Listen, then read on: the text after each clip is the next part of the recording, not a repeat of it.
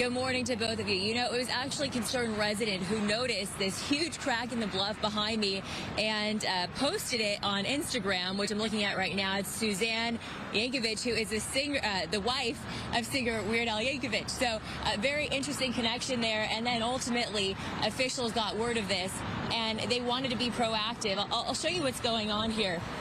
You can see how it's kind of cracking off, and think of how catastrophic that could be if that huge section of the bluff came off and fell on cars beneath on very busy PCH. So, of course, this is something that they want to be proactive about. They want to make sure that doesn't happen, and that is why this emergency closure begins late tonight. Everything will reopen by noon tomorrow, which seems pretty quick when you think about the task at hand.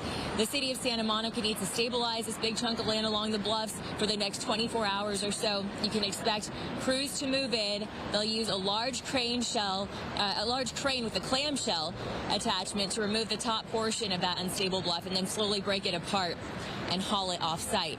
Let's show you a map of the exact area that's impacted. This is provided by the city. You can also find this on the city website. So we're talking about the northbound Muma-Ahiko Way on-ramp to PCH. That will close beginning 11:30 tonight.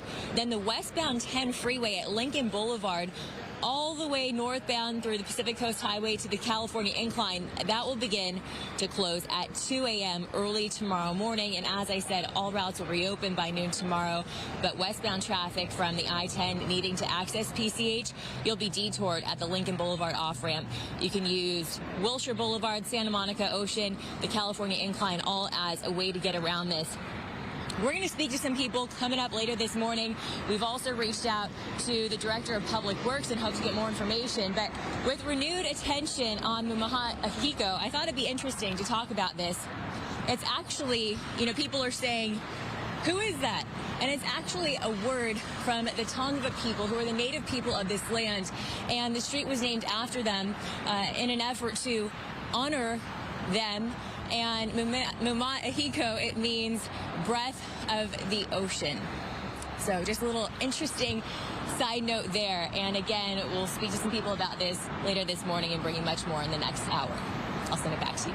Yeah, thank you, Christina. I guess in the meantime, exercise caution when you're driving in that area until the closures happen. Thank you. It's important to be aware, too, of that history. You know, so thanks, Christina, for bringing that to light for us.